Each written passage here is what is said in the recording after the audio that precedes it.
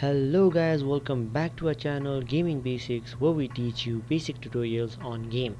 And in today's video I'm going to teach you guys how you guys can refund a skin slash purchase from the shop in Fortnite. So to do this, you need to simply come over to this icon right here, click on this option and click on settings. And after you're in here, you need to go on the last option right here, and right here you will see recent purchases.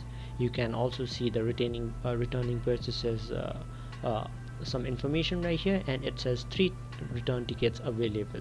So you can click on here and you will see any of the purchases that you can return.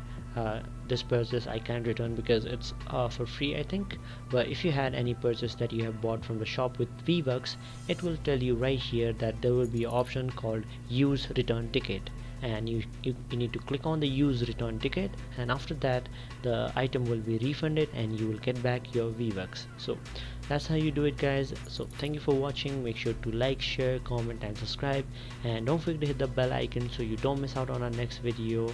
Also, please let us know on the comment section what video you guys want us to cover, and we will do so. So thank you for watching and see you guys next time.